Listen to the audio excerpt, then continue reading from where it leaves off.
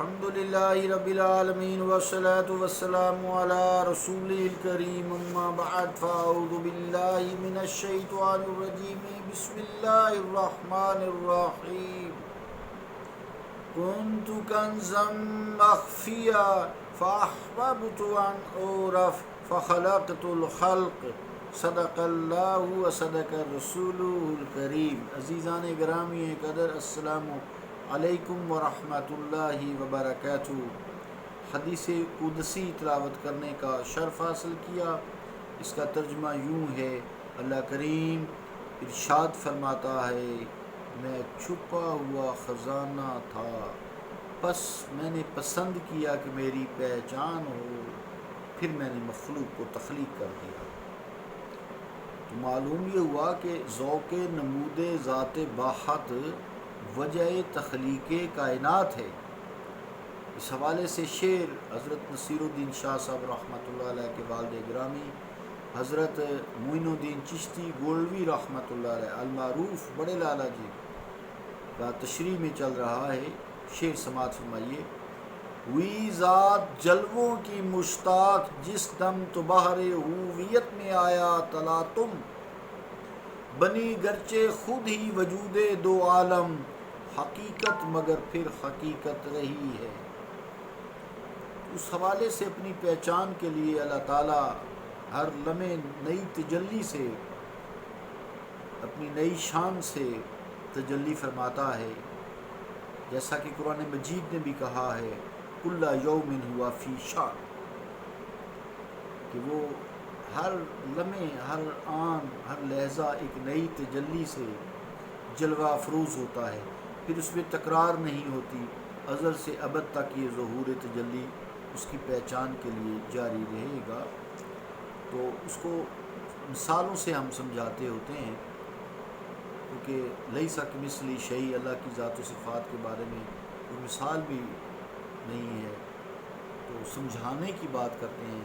اس کو سمجھانے کے لیے یوں ہے کہ جیسے ایک تجلی آتی ہے اور دوسری تجلی جو ہے اس کی جگہ نہیں آتی ہے، پھر وہ واپس نہیں آتی۔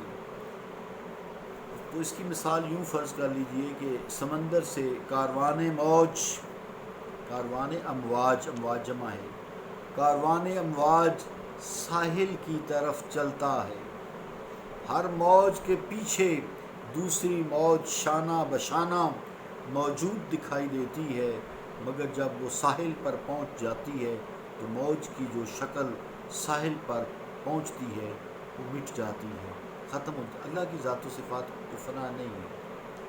دوسرے لمحے جو محو شدہ موج ہوتی ہے وہ اس جیسی تو کہا جاتا ہے جو اس کی جگہ پر پہنچتی ہے، مگر ہو وہ نہیں ہو سکتی۔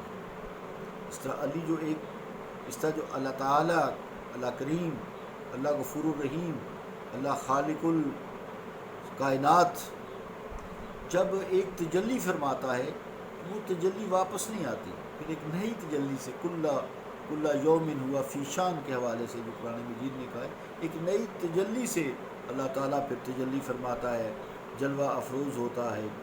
تو بہرحال وہ موج سمندر کی جو سمجھانے کے لیے بات کر رہی ہے وہ اس جیسی نہیں ہوتی، وہ الگ ہوتی موج ہی ہے۔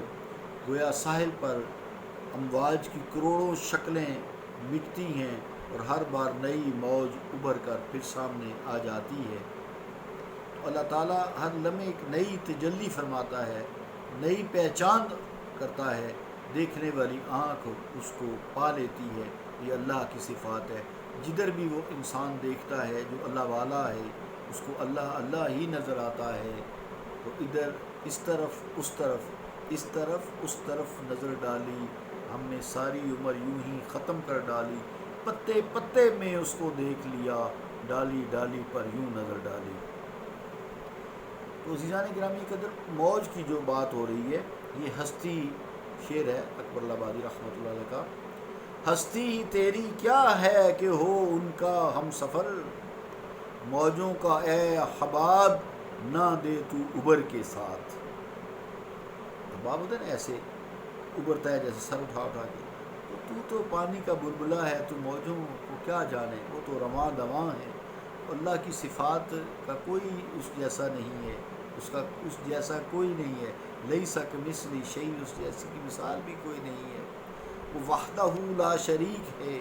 سمجھانے کے لیے صرف یہ بات کسی حد تک مفید ہے، ورنہ ہمیں معلوم ہے کہ موج کی شکل جب ساحل کے نقطۂ آخر پر پہنچ کر اپنی شکل و صورت سے ہاتھ دھو بیٹھتی ہے تو رجعت الی الاصل کے طور پر وہی پانی کچھ دیر پہلے جو موج کی شکل میں تھا پانی بن جاتا ہے، لوٹ کر سمندر کی طرف چلا جاتا ہے، پھر موج کی صورت اختیار کر کے ساحل کی طرف پھر احرام سفر باندھ لیتا ہے۔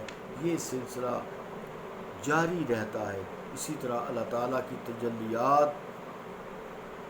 جو ازل سے ہیں ابد تک یوں ہی چلتی رہیں گی، جس طرح ساحل سے پانی کا سمندر کی طرف لوٹ جانا ہے۔ اور اسی کو تفسیر میں بھی انا للہ و انا الیہ راجعون، یہ بھی موجوں کے حوالے سے ایک انا للہ و انا الیہ راجعون کی چلتی پھرتی موجوں کی شکل میں تفسیر ہے۔ ویسے تو انسان فوت ہو جاتا ہے تو پھر ہم یہ آیت پڑھتے ہیں انا للہ و انا الیہ راجعون، کہ بے شک اب اللہ کے لیے اور اسی کی طرف لوٹ کر جانا ہے۔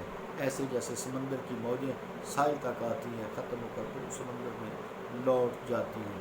یہ ساری باتیں سمجھانے کے لیے اللہ تعالیٰ کی ذات و صفات کو تب کی جاتی ہیں، ورنہ یہ مثالیں تو اللہ کے ساتھ فٹ کرنا مشکل کام ہے۔ اللہ تعالیٰ جو ہے ہمیں معرفت الہی سے نوازے۔ صلی اللہ تعالیٰ علی رسول خیر خلقہ محمد وعلی آلہ و اصحابہ اجمعین برحمتک یا ارحم